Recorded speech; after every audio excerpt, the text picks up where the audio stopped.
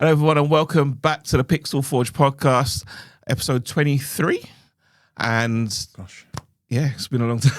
23 on the 23rd. Isn't that a bit of an unagi? Like, hey, moons have aligned. definitely spooky season. I'm one of your hosts, Sean. I'm here with our co-host, Josh. Hello. And every week we go through our businesses to even our gaming discussions and everything in the world of Warhammer and tabletop gaming. Mm-hmm. And yeah, it's been a up and down week this week. I think I feel like this week's weird because I had that call I was talking about. But I feel like it was like a week ago, but it wasn't. It was the beginning of the week. Yeah, it's been a couple of days. Yeah, it feels like do you know what I mean? Like it feels weird. It feels like the week's gone on. Yes, it feels like gone fast this week. To be fair, Yeah. I feel like it's going to slow down this weekend with all the shenanigans going on and stuff. But yeah. Yes. As I say, this week we're going into a lot of gaming talk. I haven't got that much gaming talk to talk about maybe this week as much as I should do. All the war gaming. But there is a lot of stuff that Josh is going to cover on the Warhammer and tabletop side. But yeah, I think I'll dive into the gaming stuff first. Yeah, that's fine. But even before that, I don't know if you've got anything business-wise to discuss. Do you want I can cover that? Yeah, because then I can get straight into the tabletop stuff, unless you've got business stuff. Oh, you'll probably have tomorrow, won't you? Well, this thing I have right now is leaflets are being printed right this second. They will have them tomorrow to go to Comicom with. Obviously, I'll discuss that at the end as well. Mm-hmm. But yeah, they're being made right now. I realised as well, I need to take some of mine and then we give both at the same time. Yeah. I didn't even think about it until earlier on. I was like, why would I not go? Anyway, is that it? Is that all you got? Yeah, that's what I got right now. So mine's not changed drastically much. So I got the first market for the end of the year, for the season coming, yes. West Norwood, 1st and 2nd of November, where the cinema is. I'm looking forward to that. Again, I think it will be similar to the Brick Lane one in the sense that I probably don't fit the demographic that is there. But again, we've said it before, getting to one is the main thing, actually doing one. And also, I haven't, on the flip side, I haven't seen the demographic, which is all the tabletop stuff. So equally, it's, do you know what I mean? Yeah. We'll probably have some bows there as well, maybe on the Sunday, because I know Jamelia's busy. I think she's at like Sonic Con or something like that. There's some con happening. God knows. At that time. So you'll probably see some bows as well. In different circles, right? Yeah, I know. It's funny. Sonic Con. Who'd have thought? Yeah. So yes, there's that. I've almost finished. Sorry, I've just moved on as if there's something else. Yeah. So the market, and you'll probably see loads of. If you've seen all our friends and you guys before at the market, you'll see us again. It's probably the same people that will be helping me over that weekend. So that's it. I'm looking forward to that. Then the commission I talked about, I've almost finished it for Brushlicker Cub. I've got like 2 sections and then a wall, and that's it. But if you've looked on the Instagram or Brushlicker's Instagram, you would have seen a sneak peek of the walkway. Yes, I've seen bits of it. Yeah, you're going to see the. I'm going to probably see it later on, but it's incredible, like what he's done. Yeah, I'm definitely will work to that. I definitely will work out the commission stuff. Because I still haven't figured that out, but I think at the moment I'm kind of in the point of like I just want to offer commission work and then figure out the pricing as and when I do stuff. Again, I had the thing before where I charge per reel, like material reel. But anyway, that's another discussion. And then last thing is, last two. I've got 2 things. One's about the podcast, but you already know this about the episode for next week. Yes. Looking to exhibit at London Comicom, not MCM. Comic-Con, London Comic-Con. Now, this used to be London Film and Comic-Con. I think they still call it that. I think. I've seen different. I think the name has actually changed, but it's the same event. Okay. Because Jamelia said that to me as well when I talked to her about it, and I said that's probably why I didn't clock it was the same thing. Because that's the film, TV. I think they do games as well. Yeah, it's at the Olympia. Yeah. So I looked at the pricing, and we can talk to this pricing because actually the pricing is public on London Comic Con. You can see it outside of MCM. So MCM, I think we talked about it before, was about $2,000 to get a table for the weekend. It's ridiculous. Yeah, go on. And as I said before, thank God I've got friends that are sensible and told me not to do it, right? For London Comic Con, for basically the same deal, it's $260. That's what I'm saying. If I don't know why I hadn't looked at that. And obviously the venue's not as huge as Excel. Like you're counting that in that sense as well, but. Yeah, it makes it's just what's the difference? Like, just it's like, Yeah, like really. I mean, Jamelia shared her concerns, which makes sense about like the predominant element of like it's the film and TV stuff that is probably, which is fine. And obviously thinking about what I have that relates to it. But like the bookmarks, I've got a whole bunch of files I haven't printed that are all like I've got Lord of the Rings ones. We've got the Doctor Who. You know, like I've got stuff that I could take specifically there. The miniatures I'd have to figure out. But again, well, I'm thinking about doing that next year. I might try and do both shows. There's summer and winter one. yeah, they do it twice. Yeah, because I think that'll be a good groundwork for me for cons, especially to have them under the belt, like the markets. Even though the markets, you know, we're getting mixed performance. It's being able to, like, I don't know, if I need to speak to someone about having a venue, I can say I've exhibited all of these things and these are what the people think. Do you know what I mean? Yeah. So there's that as well. But yeah, so that's what we're thinking about. So that's basically the business stuff for me. But also next week we had to talk about this. We're going to do a special episode of the podcast.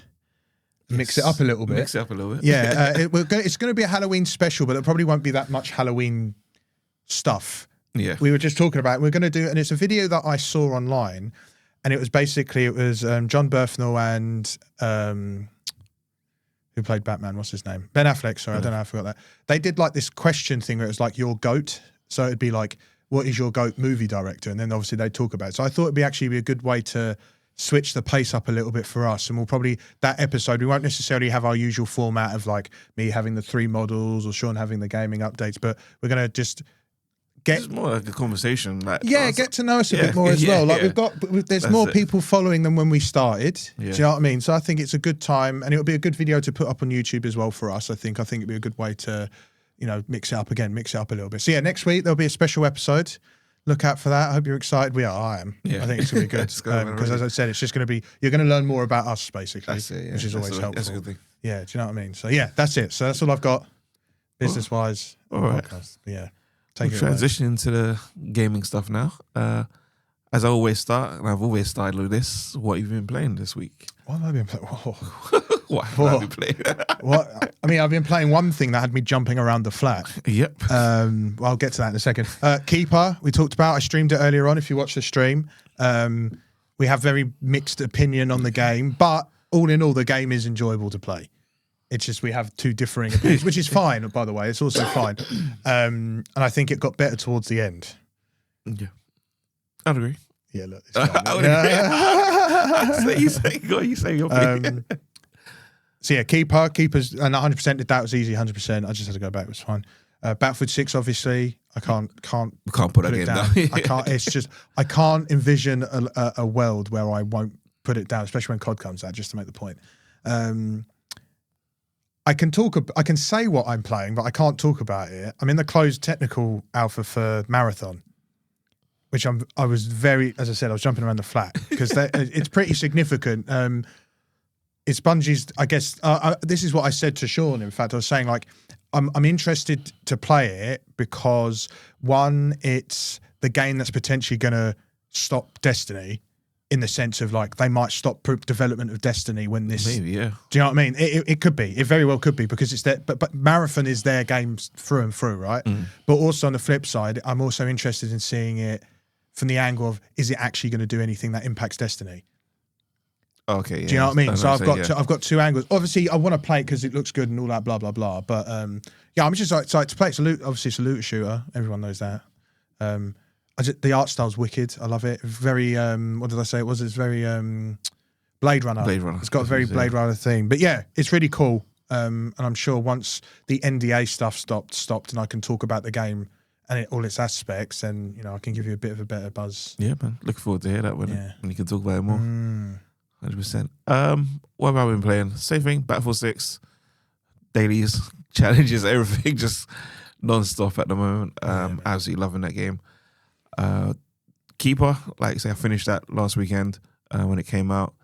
Took me about 5 hours. It took me to complete it. It's not a huge super long game. I gave it a 9 out of 10. I don't know what you'll give it out of 10. I think 9's a bit generous. Do you think it's a bit generous? I think it's a 6, 7. Whoa! All right.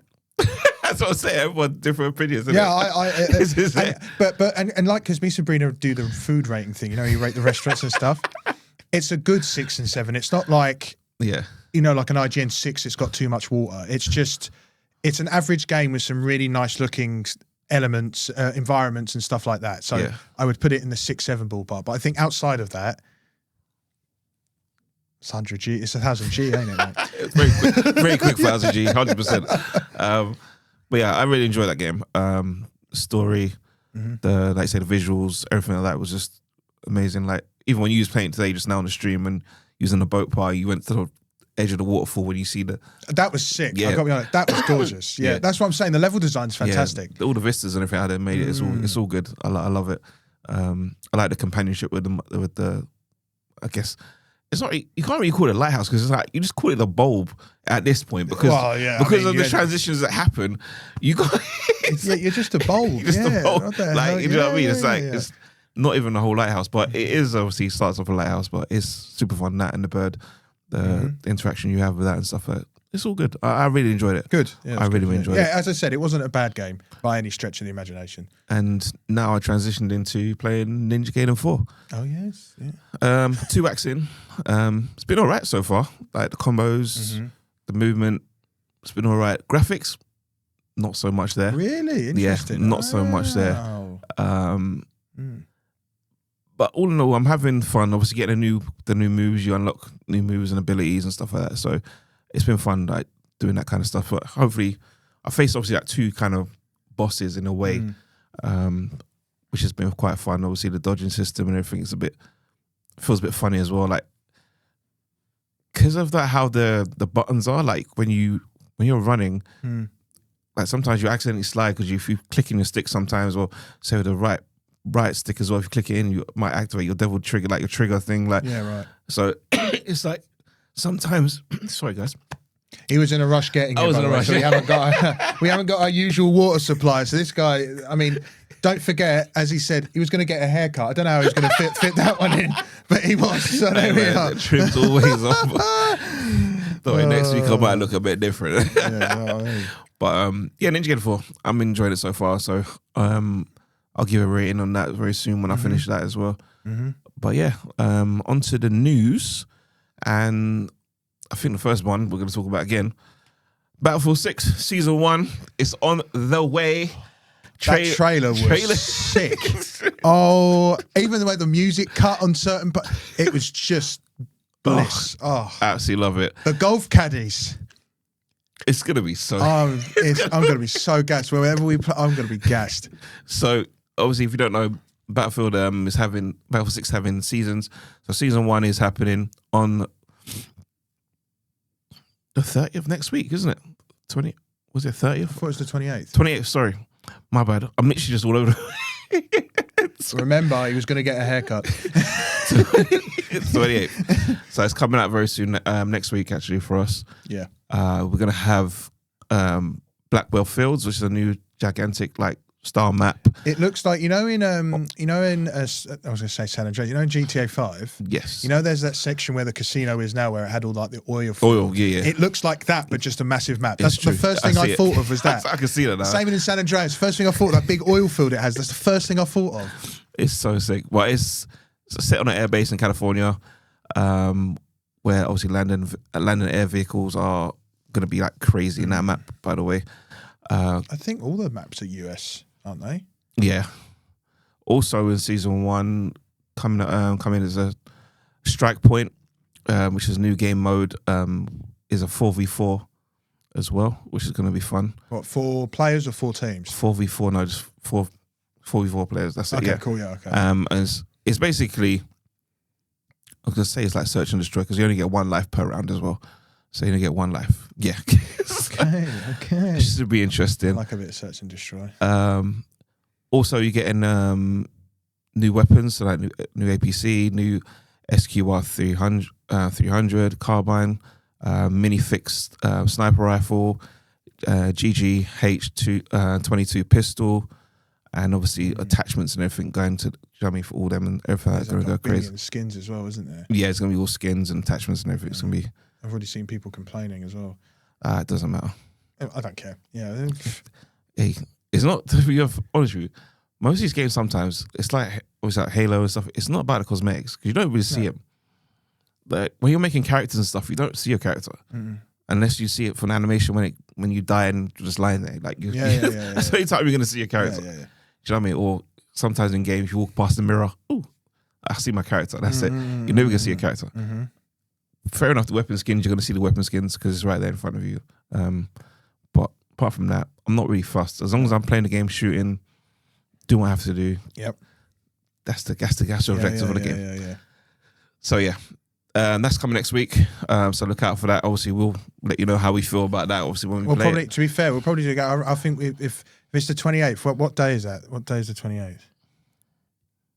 It's a Tuesday. We could maybe do I've got to double check the dates, but do a 3-day stream again. You know, like for the launch. Oh yeah, we could do a 3-day stream for the launch of the season. Yeah, we'll do something similar. So keep an eye on that. Actually, yeah. On to the next bit of news. It's back to Xbox again. It's no surprise. Never ends. It's a bit of I'm not trying to talk about Xbox every week, guys. I promise you this right now. That's the only company right now that's doing anything and speaking out about everything they're doing. And do you know what I mean? Sony's not saying nothing. Doesn't say anything really. Apart from like say Mark Cerny the other week talking about the AMD stuff and their partnership. Partnership and this. Yeah, that's what I'm saying. There's nothing else game wise they're talking about, or nothing else with the consoles or anything. So I apologize if I keep talking about Xbox, even though I am an Xbox fanboy in a sense, but I'm not doing this on purpose. Yes, he is. Got him. So Xbox have come out now and said, obviously we just had the Asus ROG Xbox Ally X, and I still can't believe Xbox is even in there. Just to put a name in there. So we both had the both handhelds, and Xbox are coming out now and said we are not to blame for the price. It is true. They are not to blame for the price of this handheld, and it makes total sense because it's not their product; it's Asus's product. So Asus had the final, obviously, say on what the price is, and that's it. And everyone's attacking Xbox. Oh, why is it so? It's nothing to do with them. It's not their console. They just feature on there as a feature, like as an app or whatever. That's it. If you remember, I'm pretty sure this is one of my concerns about the whole thing. Was this issue that it's not first party and that there's going to be some crazy shit. Yeah. And that's so to that. Of not saying no one's intelligent, but like if you're quite a stout at checking this stuff, a lot of people should have picked on this.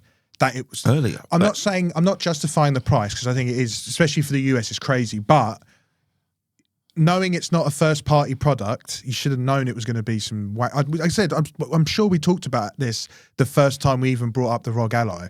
Do you know what I mean? It was always going to have some weird stuff going on because it's not.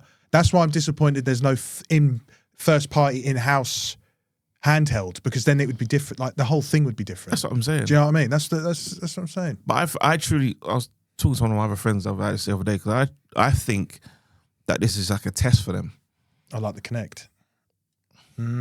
I don't think they're not gonna do their own handheld. They are gonna genuinely do their own handheld. Maybe it's like 10 years down the line or something, 5-10 years. I don't know when, but it's gonna happen. They have to.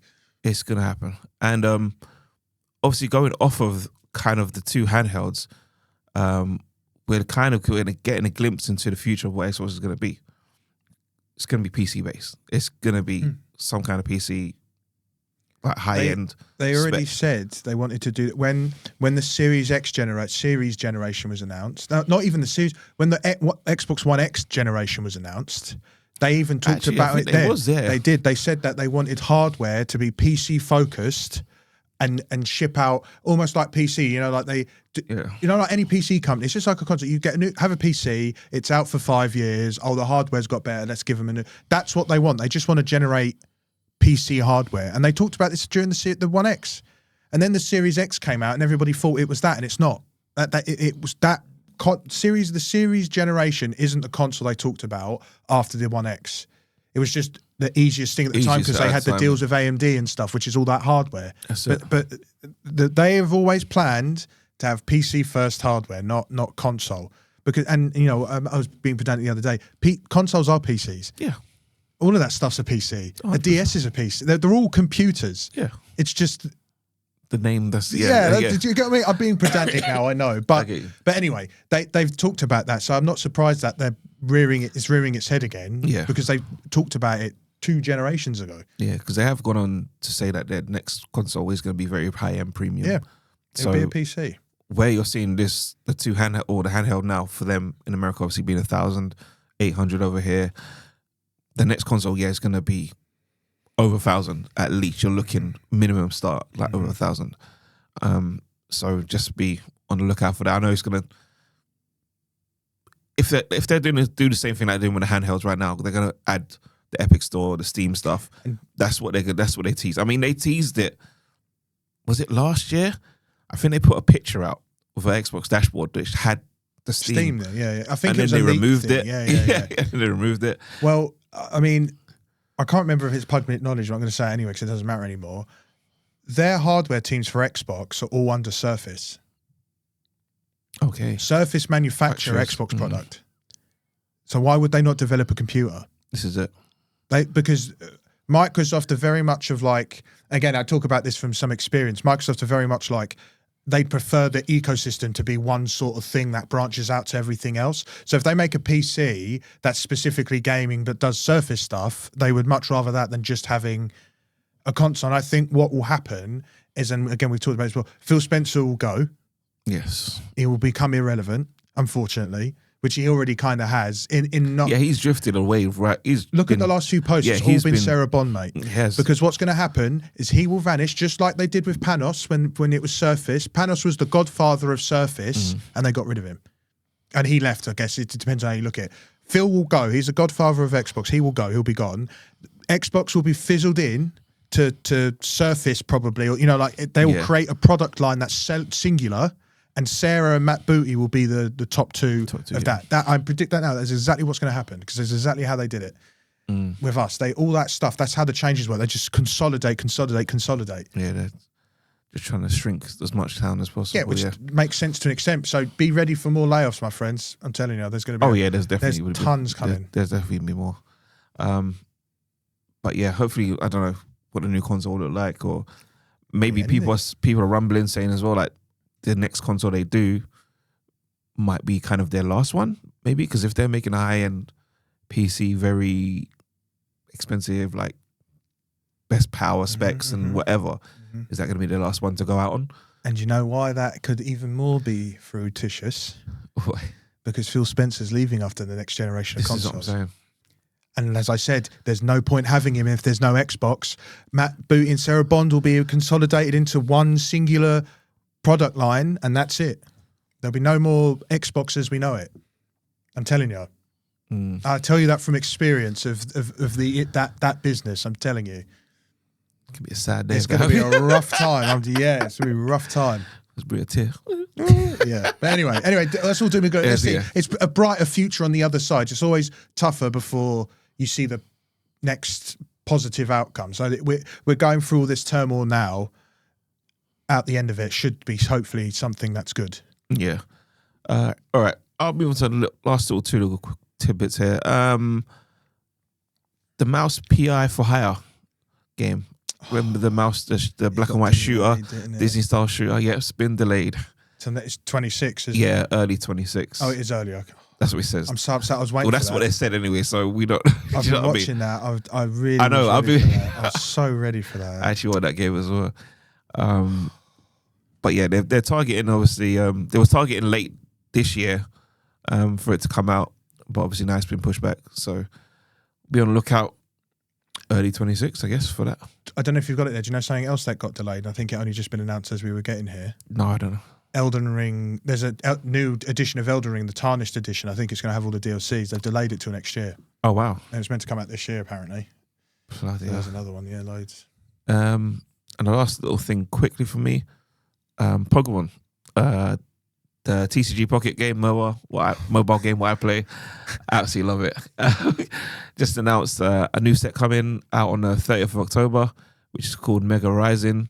Obviously, we've got the new Mega Evolutions Pokemons now we're moving into. So Scarlet and Violet eras ended, we're into new Mega stuff. So this is the first set, I guess, in the game for the new Mega stuff, and it's going to have 3 packs like it did the genetic apex pack when you first started the game. Right. Okay. So you can have 3 different packs. So I guess it's almost like a fresh re-release. Yes, type literally, thing. yeah. That's like, literally it's a reset, right? Yeah, start from scratch again. Yeah, right. Obviously, celebrating it's been the 1 year anniversary and Yeah, stuff so like that's that. what So right, yeah, that makes sense. it's going to be a whole new reboot. So that it's going to be fun. Did we talk about the pop-up that we went? I don't think we did. Did we? I don't think we did. I don't know. I'm trying to think. I don't think we did. Well, we went to a pop-up. We went to a pop-up at Westfields, which was that. It's kind of following on from the did we? I can't remember if we talked about it. I don't remember. Do you know why I don't think we did? Because we saw, what was his name from Doctor Who? Oh, the Noel Clark. Noel Clark. We saw Noel Clark in the queue, which was completely random. And which was more random, especially with all the stuff going on. I said to Sean, I was like, it's even weirder because of all that stuff. Just to see him casually. Anyway, that even isn't the point. But yeah, there was a pop-up. You got to go through. There was like booster packs you got for free and the code for the hourglasses and stuff like that. Yeah. We might have talked about it, but we'll bring it up again because you're talking about it. But yeah, so there's that. I mean, right now in the same space right now is the Nintendo Store pop-up, which is... I keep seeing stuff about that now. Yeah. I just want to get any one little thing just to say I've got something from the Nintendo Store. I'll probably just get like one of the tote bags or something. You know what I mean? Just because it has like the London on it. It's like exclusive. To be fair, one of the places I'm going on holiday to next year with my family, you're going to have to give me a list because New York has their own Nintendo Store. Wait, this is going to be... You might have to pack another suitcase. Yeah, you know what I mean? I'll take you in another suitcase. You know what I mean? Jesus Christ. All right. That's going to be fun. But yeah, I think that's it for me right now covering there's not a lot this week on the news. So yeah. Wow. What have you got for your Warhammer? I've got a lot of stuff. Let's go. I know you probably got tons. I was a bit there's one bit I had to actually not make it a list just to fit it in. When I get to the news, there's a couple of things that have passed, but I'm going to talk about them anyway because last week we didn't have a chance to talk about some of the bits from last week purely because I had some quite big news about, like the suing of Gamak and stuff like that. Yeah. But what we'll do is we'll start with my 3, but there's also 4 models. Now, 2 of them go together, which is the 2 painted ones, and then the 2 non-painted ones that are primed, they're 2 separate ones. All Astra Militarum or Imperial Guard for those that have some level of culture as well. Let's go with this one. Right. Very nice. This is a Vestroyan Firstborn trooper. And it's the key thing about that is saying Firstborn. And you're probably going to ask me, how was he? Why are they? Firstborn. So, do you remember when we talked about Krieg and that they had to make a penance because of basically saying "screw you" to the Emperor? Yeah. And then so these guys kind of did the same thing. And so what happened is, so they're one of the more unique regiments of the Astra Militarum. We've talked about all the different regiments they don't have anymore. That's why he's a metal mini. So you feel the. Oh, I can definitely feel the weight. Yeah, it's crazy. Yeah, it's a metal mini. Yeah. Why don't they make them all like this? Sorry, I'm just... What, all metal? Yeah. They used to, but it's just costs. It's cheaper to manufacture a plastic mini than metal. Yeah. There's some really cool sculpts.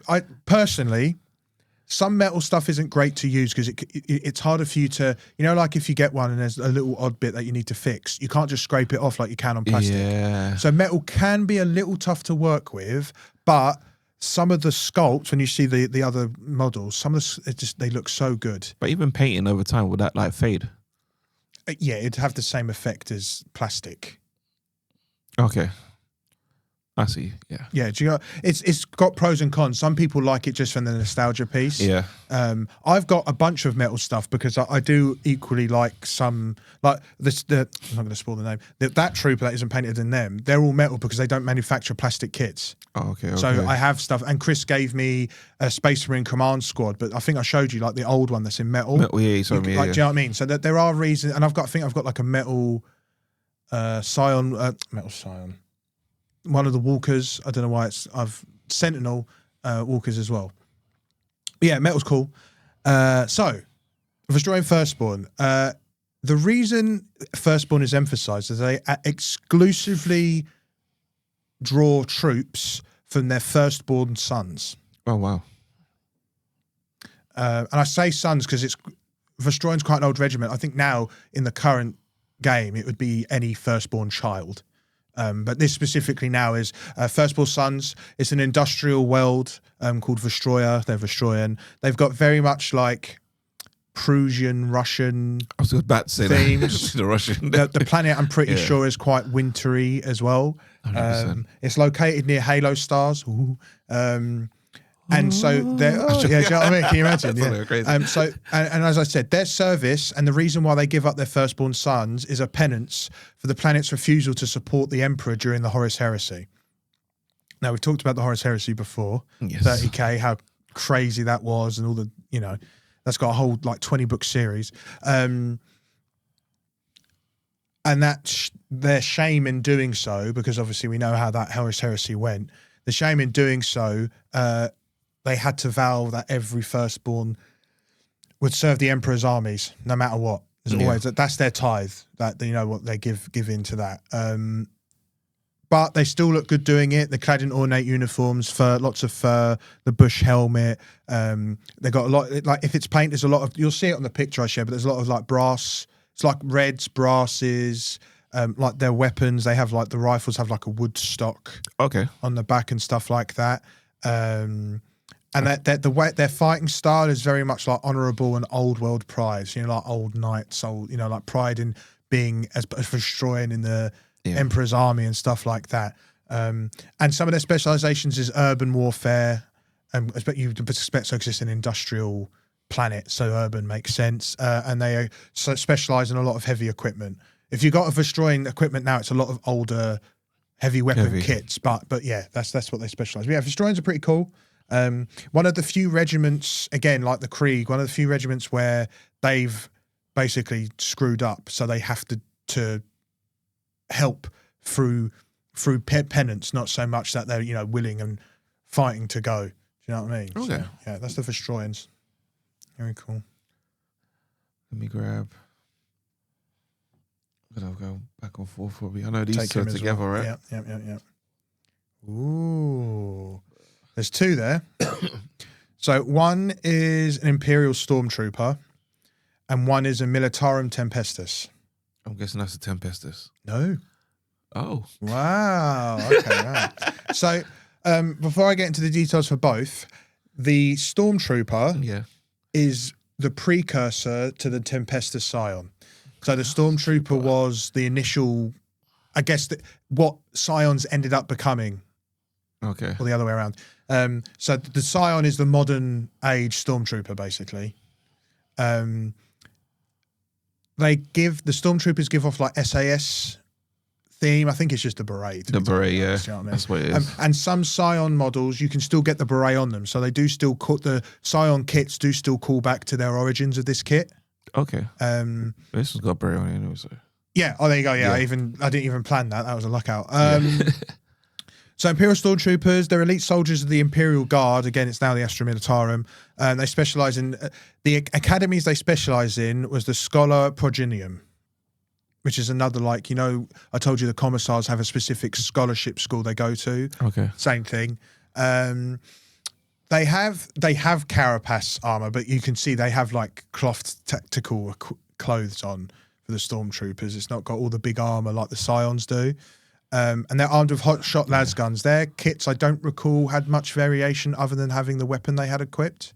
And you can see the improvements. The Scion's got much more like current Warhammer las gun, whereas on the older one, it's very clunky and old school. So they were shock sniper type. Yeah, exactly. They were shock troopers. They were used in precision strikes across the Imperium. And then again, just both are, but Stormtroopers are known for their discipline and loyalty to the Emperor and their jobs. Stormtroopers would typically operate independently alongside regular guard forces. So Scions tend to, the Scion tends to fit in with like everyone else, whereas the old Stormtroopers, they would play where they would be a second extra unit. Back here, the troopers would be they'd be front off line, do their own thing. Yes, exactly that. Yeah, and they're often used in high risk missions for surgical force. Okay, basically. So does the Scion command No, they are the same. One They're and the same. It's Okay. just they're two. Oh, okay. I thought that was like higher ranking and like, No. The Scion is what the Stormtroopers transformed into.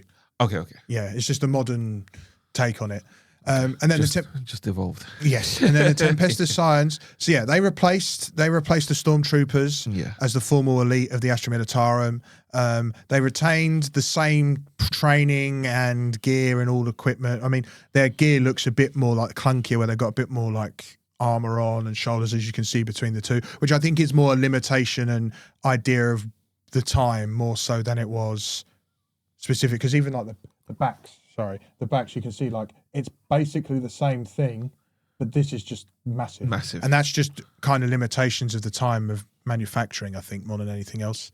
Was that just the character evolving like with technology and how things are things got better, like people's idea of how they looked and, you know, like what equipment they had. That's all it is. Yeah. Really, they're one and the same. Same, yeah. Do you know what I mean? Scions now Scions serve under the Militarum Tempestus command structure. So again, it's still within that scholem of different disciplines, but these are more they specifically are Tempestus command structures, whereas with the others, they actually had a similar training school as to like a commissar, which we talked about before. So again, Scions have that as well, but it's just lore-wise is a bit more evolved for Scions than it was for the Stormtroopers. And yeah, so they have an emphasis. Scions have an emphasis on like the tactical autonomy, flexibility, and again, just they're fully devoted to the Imperium. You tend to see, again, we talked about it before. Scions and commissars tend to be some of the most devout people to the Imperium because they stem from parents that were also high-ranking official leaders within the. You know, it's the whole And again, their hotshot equipment. And their armor is a lot more advanced than their predecessors, the Stormtroopers, and they fit for. And you've seen that with, if you saw the picture on my Instagram for my ODST Aquilion Scions with their helmets. Their equipment and gear for that group of that grouping of Scions is much more advanced and designed for covert operations behind enemy lines and all that sort of stuff. So yeah, I thought I'd bring the two because it's quite cool to see how they've evolved, and you changed. can see that even if I wish I had some. I don't have any. I wish I had some really old, like I say, really old, original Guardsman troop models, so you could see the development of that from plastic to now the current shock trooper models. Yeah. So this one here, would there be a step down from this one as well without the backpack? Maybe no, like that's I'm confident standard. That's the first. That's the original how it started. Okay. I thought maybe it's walking around with just a pistol or something, or like. No. I need to. Is that very basic? To be fair, I need to check. I don't know what their actual loadouts are at the time, but I think they just had hotshot lasers. I don't because now you can get like. So is there one up from this one still? Is there one up? Was that's the final form? I mean, a new release was the Aquilons, which is the guys with the jetpacks, the ODST guys. They're the next release, but they're still Scions. It's just that they have a different tactical edge over rank and file Scion. Okay. I guess is the easiest way to explain it. We'll grab the last little one in the front here. Aha! This is a Steel Legion trooper. Another metal. Yep. So the Armageddon Steel Legion, we talked about Armageddon, remember? I said there's a planet Armageddon with Commissar Yarick. Yes. And all of that. So this is where they're from. The Armageddon Steel Legion. They are a renowned regiment. Everybody knows Steel Legion. If you know them, you know them. And they come from the polluted hive world of Armageddon. And we talked about hive worlds before. They're the planets with the big spires where people live at the top and at the bottom and all of that, right? So super important planet, really important. This is where most of the tank comes from. And that's why the Steel Legion are known for their mechanized infantry and trench warfare expertise as well, because their planet develops tanks. That most of the Imperium's armor comes from Armageddon. And so Steel Legion, similarly to Kriegsmen, they are equipped with gas masks, great coats, they use chimera transports, and they thrive in toxic industrial-based battlefields. I feel like that's probably why Krieg, you haven't seen Steel Legion come back because of Krieg. Okay. I think the Krieg troopers are so similar to Steel Legion, I don't think it makes a big sense to release them. Maybe they should. Maybe they should do it. They probably. I mean, I think I've said this to Chris before. I think all these old regiments should have an upgrade kit. 100%. You know, like even if it's just like the weapon, the upgrade sprue could literally have the helmets, the like the gadgets and pouches and stuff, and then like some of the weapons that are themed from that planet. Yeah, just keep the same. You could build, use the bodies, yeah. But then just, like you say, have the new twist on what's going on. Technology today, like how it is, kind of thing, like the guns and stuff. Even the arms, yeah. So I think an upgrade screws makes sense. But yeah, so that's that. They're very close to Krieg, and I think that's probably why we've seen Krieg first. So one of the good things to know about the Steel Legions, they played a pivotal role in the Third War for Armageddon under Commissar Yarrick, who we've talked about. He's renowned for defending against Gazagul Thorax Orc invasion several times. And Gazak Ghul, as always said, and we talked about this before, that Commissar Yarrick fights good like an orc. He's the Gazagul. They almost admire Yarrick because he's able to fight the orcs really well.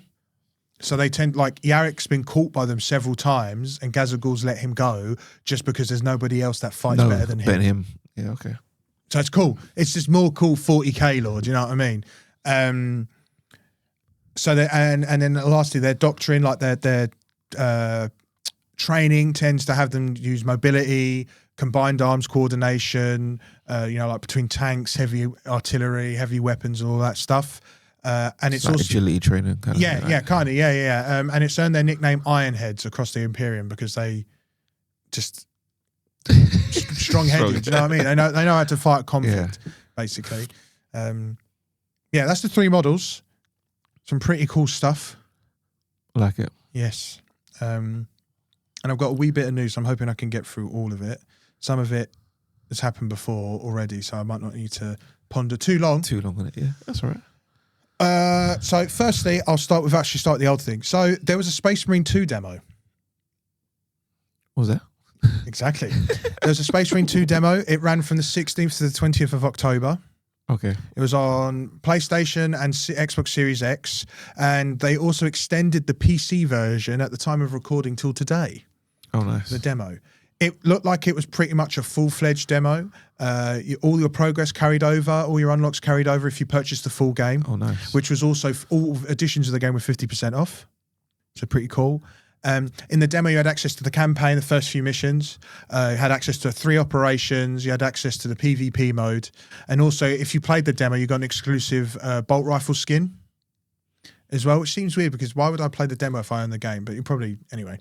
Yeah. And where's that's my skin? Do you know what I mean? And the skin was only available during the demo event. That's crazy. Why does it do Battlefield 6? Just give it to us. Sorry, Corner Journey. Yeah, sorry. So yeah, pretty cool. I think it's quite significant that they did, and I think it's quite a in-depth demo release, having the discount, the it had everything, unlockables, full access. Really, really good. And I don't think the game needs it anymore. It's not like there's a game that needed it, and they still did it. Well, to be fair, obviously now is obviously coming up to Black Friday, Christmas is coming around the corner. So I mean from like for how it performed. Okay, it doesn't need it, so they've still done it. Do you know what I mean? It's a good testament just to for the fans, maybe. Yeah, that's it. Do you know what I mean? It's wicked. Yeah, so I think that was pretty cool. I wanted to talk about that. We also then had the update. We talked about this. The Total War Warhammer 3 Tides of Torment reveal.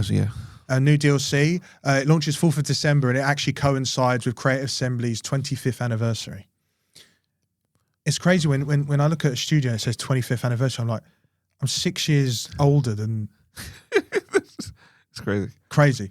It introduces 3 new legendary lords. Basically, 1 Lord of Slaanesh, J'Challa, the Denied One. Sael, the Faithless, is Norska. And then the Sea Lord, I'm going to say this, Aisling, the High Elves. So there's 3 new lords, 3 new... They're existing factions, but 3 new angles for them. Each have a unique campaign, brings in new play styles, new mechanics, and then alongside that, we'll get major faction reworks, new mod manager as well to support mods, and just they're overall going to enhance the game and the polish and how it looks and the theme and all of that stuff. So pretty exciting update for anyone that's playing Warhammer 3. Pretty cool, innit? Then another, I guess, not video game, but is a game, Tacticus. Speaking of mobile games, you talked about Pokemon. Yeah. So they released a Space Hulk update, Space Hulk. which is pretty significant because Space Hulk is probably one of the most popular like set board games that Games Workshop ever released. Okay, I don't know. like it's super popular. Okay. If Chris was on the show, he would attest to how popular Space Hulk is, right? So it's a special event. I think it's going to stick afterwards. They usually do, but anyway, we'll see. Launch date's October 26th. Only a few more days after Comicom. Basically, it'll launch. Yeah. It's a Halloween special. I think that's why, because of Halloween. It's you're on board a Space Hulk, and Space Hulks are like really narrow corridored ships. You know, a bit like like in the Doom film. As much as this is a bad example, you know, like in the Doom film when it goes into the first person mode. Jesus, I don't really watch Doom film. Oh, you know me, I'm cooked or whatever. Hello, everyone else. I don't play the Doom game. Yeah, I know. What are you gonna watch? You know the Doom film or old school Doom where it's narrow. This guy, it's crazy. Good. The narrow corridors. That's basically what Space Hulk is. And it's got Terminids. I'm mixing it up now. First, I'm saying Tyranids for Terminids. Now Terminids for I can't make it up. It's got Tyranids on it, and Space Hulk has Tyranids infestation on it. Okay. And so the key feature would be survival mode. Navigate. You got to navigate the ship, fight endless hordes of gene stealers, and obviously just earn as much resources and survive for as long as you can. I'll be playing it. Yeah, so will I.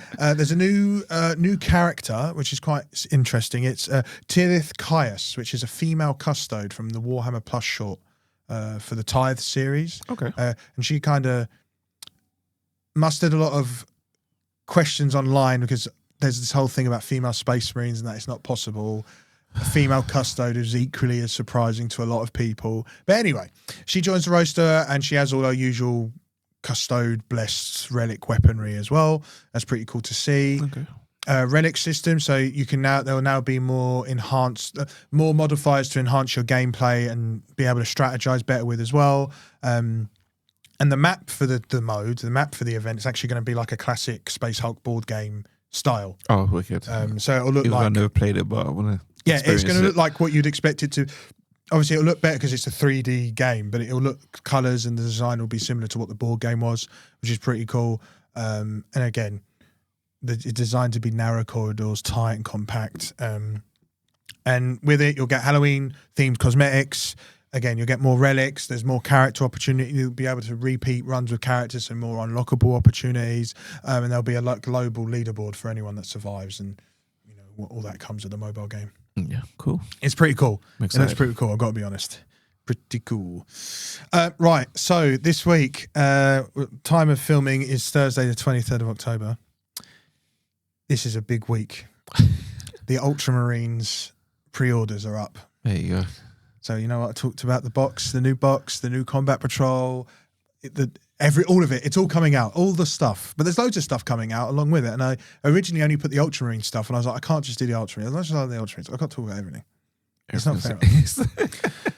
So don't forget, we've got the Crux Terminatus box set, Battle Force even. That's got the new ancient librarian, the ancient in Terminator armor, all the new Terminators and stuff in it. So that's coming. We've got the new Marne's Calgar hero model and the Honor Guard with the 3 models as well.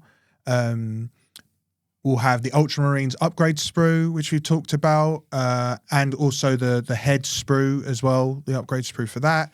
And then it's going to be a really, really nice looking Ultramarine themed dice set, which has like a pearlescent, pearlized blue color, and then have like gold ink pips for the numbers. It's really nice color. It's quite different from just the usual like dark blue and white. White, yeah. So it looks really nice. I would be tempted to pick up some of those dice because it's actually quite nice. Not that I need any more dice. We also have, as Christmas comes closer and closer, the Red Gobbo, who is basically a little dude who's dressed up as a Santa. Okay.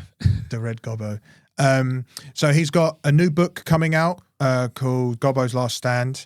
And also they're releasing a collected book which has the last 3 books in it as well. So if you haven't picked up any of the Red Gobbo novella stories, now is a really good time because you can get the new one and then get another book that has all of the other stories in it.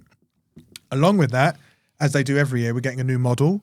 This is the Red Gobbo's Tin Boy. It's a special edition. He's basically riding a mechanized nutcracker. Oh, crazy. Yeah. That Christmas theme, we might as well. Yeah, it looks cool. I think it's actually of all of the ones I've seen, I actually really like this one. He has some really cool ones. He had like one in a tree and one where he's riding a squig. This one I really like because I think the Nutcracker is a bit more in tune with Christmas. Okay. So that's coming. So pretty cool for Red Gobbo. The pre-orders coming out this week. Then we have Black Library. So we have a few books. We have The Relentless Dead, which is a Krieg book. That's coming in a special edition, really nicely illustrated book, and then a hardback edition as well. We've got Death and Duty, which is an Astra Militarum omnibus of 12 short stories. I always like the books where they have short stories because it's quick and easy to get them read through. We're also having the re-release of 2 significant books, which is Double Eagle and Interceptor City. And the reason I say they're classics, so they've been out before. And the reason I say they're significant is, especially with Double Eagle, it actually ties into the story of Gaunt's Ghosts in those books. All right. Because it links to the city. It happens within the city while that's happening, basically, if I'm getting my facts correct. So yeah, they're coming out as well for pre-order. They're really nice looking books, both illustrated in the same way, so the design's the same. And then the last one is No Peace Among Stars, which is 16 short stories for the Astra Militarum, and include the include the Astra Militarum, the Space Marines, and the Mechanicus stories. So the 16 stories. That's another good book if you want to get a good vibe of a few different Imperial factions. That's a pretty good book to pick up. And short stories are quick. They're really like the one that like the book I lent to Jamelia. They're like thin. Yeah. They're good to get through and read through, and you absorb a lot of lore without having to read like massive tech books. Yeah, do you know what I mean? And then lastly for releases, these are the other releases that are coming with the pre-orders that don't fit into the other the demographics there. We're getting an Archon, which is a leadership unit for the Drakari. It looks really cool. It's like a re-release, renewed model. Originally, it was only some older models, so they've re-updated the kit. There's like 3. You got the normal build option and 2 other extra options to build it in. So it's a pretty good kit if you want to go. And if you don't want to build the Archon, it's a good kit for like a variety of bits for other Drakari. Then we then have repackaging that actually happens now. So Chaos Space Marines got a repackaging from their Kill Team boxes. So when Kill Teams come out now, they release the Kill Team separately in a box. They've now done it so that the Chaos Space Marine Legionaries, which is Chaos Space Marines, the Traitor Guardsman box, and the Enforcer with Ogre and Bodyguard have all had repackaging. So now they fit in with Warhammer 40k packaging. So the Warhammer 40k packaging, it says Warhammer 40k on the front. Before they had the Kill Team, which is like the orange, and it says, so they've just repackaged it. Oh, okay. And the significance of that, and why I bring it up as well, one, it's on the list, but when they do that, it almost validates that kit or models will be playable in 40k. Because sometimes, like I've got, like my Krieg, people are using the Krieg Kill Team to make up Krieg armies, but not necessarily using 40k legal loadouts. Okay. Do you see what I mean? So it's just a re-release and just made basically to fit that team now. It's just like if you're. I guess it's for if you're into let's say you liked Chaos Space Marines, but I don't know that you would play Kill Team. I might not pick it up. But now that I'll see the Chaos Legionaries and see them in the Warhammer 40k box. Oh, I know he collects Warhammer 40k. I'll buy that box. Oh yeah. You see what I mean? Yeah. It helps with that angle as well, and I think it helps existing and new players pick up kits without feeling like they have to play Kill Team. Is basically what I think. You know what I mean? Okay. So that's it. That's all of the pre-orders this weekend. I told it's a bump. It's a lot. Independent game stores are going to get hit like websites. I reckon. There's a lot of stuff. We'll hear about the websites probably next week. Yeah. If it happens, I'll tell you. Don't you worry, sons. And then the last little bit that I've got, because we've actually managed to get the time, is Warhammer Quest Darkwater. They announced the second mini. So remember I talked about the Manticore Knight? Is that the one you posted? Yes. The dwarf, right? The dwarf, yeah. Yeah. So then that's a dwarf. So it's revealed as Drolf Ironhead. Is a Duradin explorer, and he's the second hero to be announced, which is pretty cool. Until I saw that dwarf, I wasn't bothered, but seeing it, I was like, actually, it's pretty cool. Excited. Yeah, I was like, it looks cool. So he is an engineer, grounded, he's just an engineer, dwarf engineer. He brings a stark contrast compared to the Manticore Knight because he has dwarves had that aggressive, chaosy type of attitude. He favours steam still, and he's stubborn, but he uses some arcane powers as well, like in his axes. And he continues to like emphasize the theme of corruption and reluctant heroism within Darkwater. His title is the Druidin Explorer, and his background is he's a seaman subtraining engineer. He spent decades charting cursed ruins and sealing arcane breaches to stop all manner of arcane creatures. He's not affiliated with any order, because you have different orders that some of the factions are affiliated with. He's not affiliated to any of them, so his law is just to his equipment and what he uses and his instincts and the grudges he has and all the things he wants to sort of take towards chaos and get his own revenge. And yeah, his strength comes from his equipment and what he makes. He doesn't really have any magical prowess, but he's got a lot of equipment to help combat that. So he has like a harpoon launcher. He has a lantern rig that checks for seismic activity. Yeah. He's got anti-necrotic braces that are good against the undead. And so yeah, he adds to it. He's a pretty cool character. It's like, very stark difference between a Manticore Knight that has a magical crystal in his chest to like just being good with equipment and tools and stuff. But yeah, so that's everything I've got. It's a pretty cool week. I told you I had a lot. That's all right. That's good. That's all I've got. That's good. Yeah, we pretty much reached the end of the show. Yes. Tomorrow we'll be at Comicom. Yes, I know as this recording, so 24th of October is Comicom this weekend, Friday, Saturday, and Sunday. But I know you're going Friday only. Yes. I'm going Friday and Sunday. But yeah, I'm not sure if we'll talk about it next week or because we'll have a little special next week. So maybe the week after we'll just recap and let you know how everything went, and also keep an eye on us on YouTube as well, because we'll probably get some videos done, and there might be some YouTube videos as well for you guys to watch. Yeah. In saying that, obviously just had the Twitch stream today. Yeah. There'll be Twitch next week, Thursday, as well. So keep an eye out for that. Anything more to say on your? Not just anything for Tabletop Starline Forge. Keep an eye for updates for the markets as well when they come. Yeah, and same for me, obviously, Game Party Pro for your gaming parties. Keep an eye on the socials as well for that. And yeah, that's it for this week. Yeah, we'll see you next week for question time. Question time next week. Yeah. See you later, guys. Peace. See ya.